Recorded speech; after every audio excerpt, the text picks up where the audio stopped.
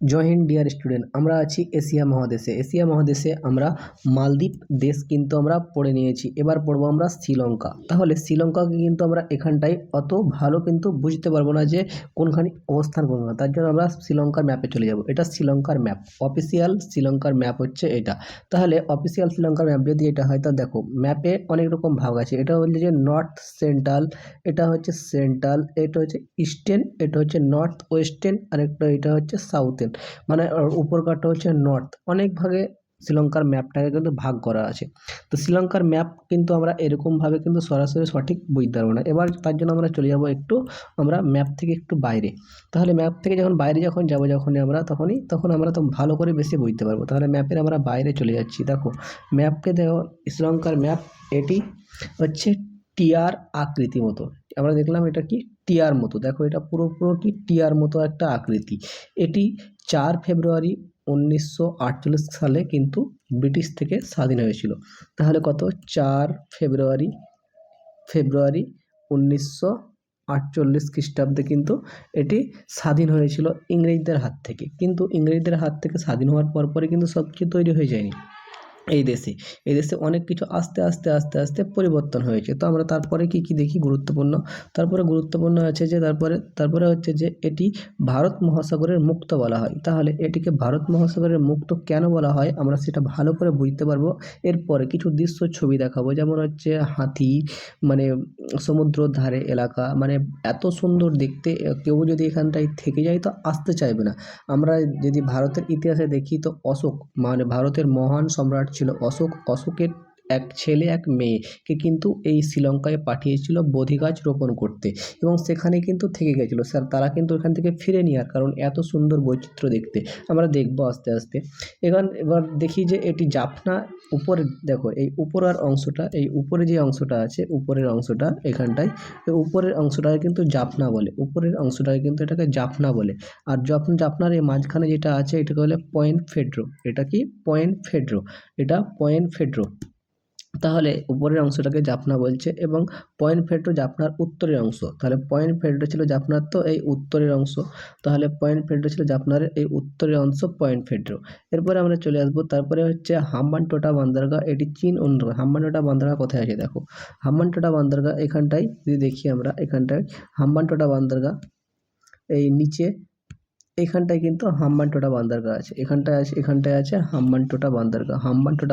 এটি চীন কিন্তু এখানটায় সব কিছু তৈরি করেছিল, কিন্তু 100 বছরের মতো চীন কিন্তু নিজে নিয়ে নিয়েছে। কারণ এখানটায় যত রকম সিমেন্ট, র মেটেরিয়াল সব চীন থেকে এসছে, কিন্তু এরা লোনের টাকা কিন্তু মেটাতে পারেনি। তারপরে কিন্তু সব টাকা পে করার জন্য 100 বছরের জন্য লিজে দিয়ে দিয়েছে চায়নাকে এবং হাম্বানটোটা বান্দরগাঁ, এবং গুরুত্বপূর্ণ হয়ে গেছে তাদের জন্য। এরপরে আমরা দেখবো এবার যে এইখানটা একটা বড় নদী গেছে, তাকে বলি আমরা মহাবলী গঙ্গা। তাহলে বড় নদীকে কি বলবো আমরা, মহাবলী গঙ্গা। এখান থেকে মাঝখান থেকে এখানে গেছে মহাবলী গঙ্গা, প্রায় 350 কিলোমিটার মতো লম্বা, এবং তার নাম হচ্ছে শ্রীলঙ্কার সব থেকে বড় নদীর নাম হচ্ছে মহাবলী গঙ্গা। এরপরে আমরা দেখবো, এরপরে আমাদের গুরুত্বপূর্ণ যেটা হচ্ছে যে এটার মুদ্রা। এর মুদ্রা হচ্ছে এই শ্রীলঙ্কার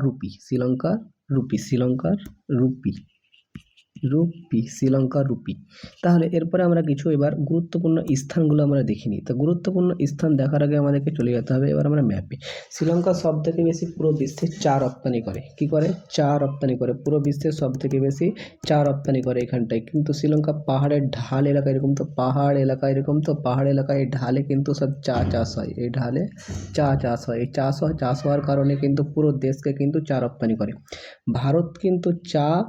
ভারতে চা কিন্তু উৎপাদন হয়, যেমন দার্জিলিং চা, আসামের চা অনেক কিন্তু উৎপাদন হয়, কিন্তু তা ভারতের লোক তো 140 কোটি লোক। প্রত্যেকদিন যদি 1 কাপ করে চা খেয়ে নেয় তো সব তো শেষ হয়ে যাবে।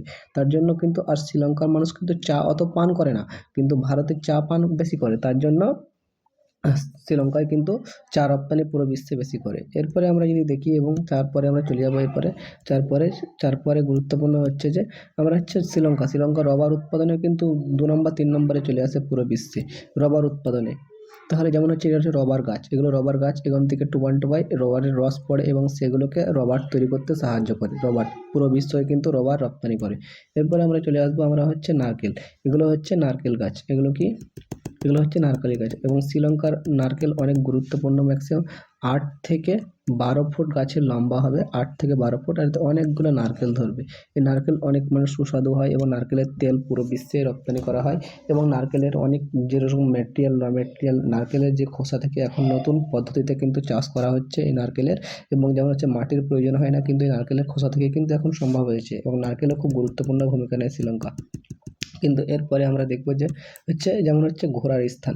এটা হচ্ছে যেমন রাবণ কা লঙ্কা এবং সোনার ছিল, যে রাবণ কা লঙ্কা যেমন কি ছিল, সোনার ছিল। এটা কিন্তু পুড়িয়ে দেওয়া হয়েছিল যখন সীতামাকে হরণ করা হয় যখনই, তারপরে কিন্তু এরকম অবস্থায় ঘোরার জন্য খুব একটা ফেমাস গুরুত্বপূর্ণ স্থান। এরপরে আমরা যদি দেখি আমরা তারপরে চলে যাবো, এটা দেখলাম ভালো করে দেখিনি, উপরে পুরো এটা পুরো সোনার ছিল, এখন জ্বালিয়ে দিয়ে লঙ্কা এখন পাথরের হয়ে গেছে। তারপরে আমরা দেখবো যে হচ্ছে শ্রীলঙ্কার হাতি।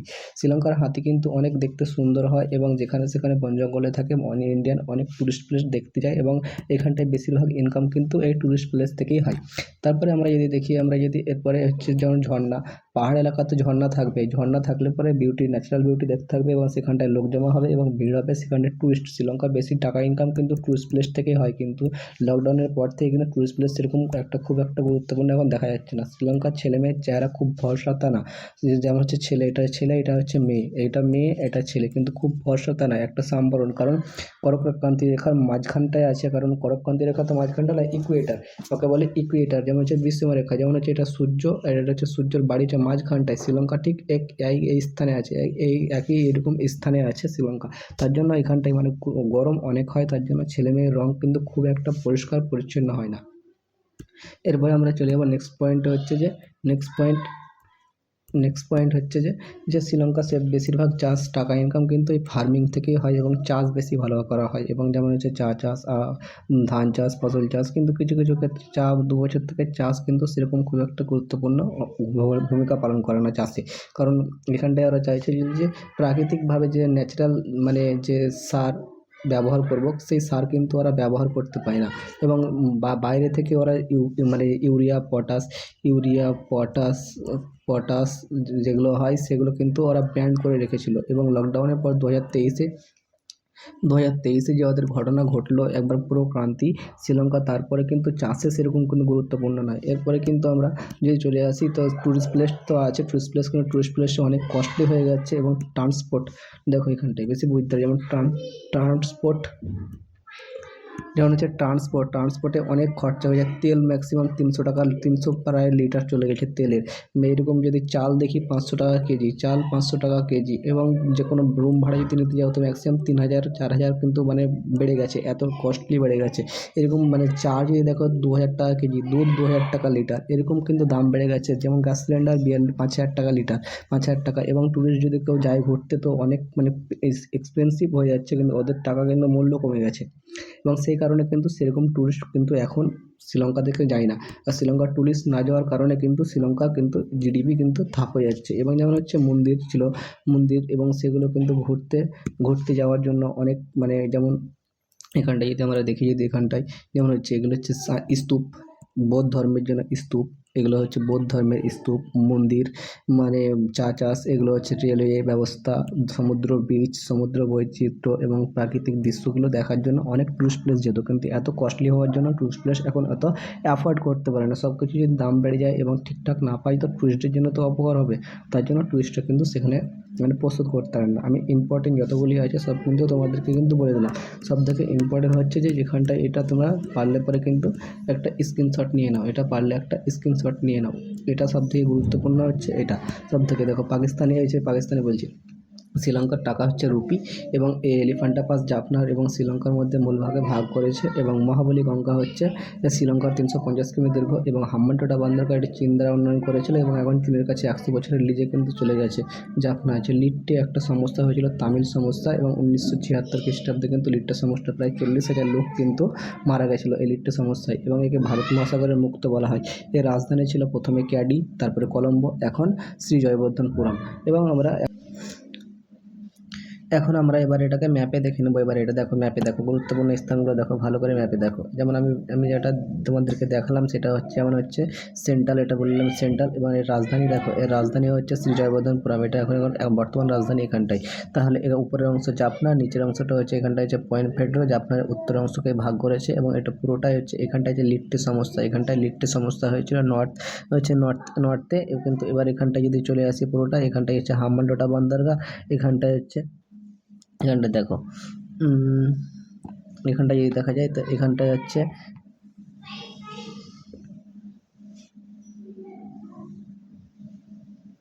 গুরুত্বপূর্ণ স্থান, কিন্তু তোমাদের পুরোপুরি দেখিয়ে দিলাম। এরপরে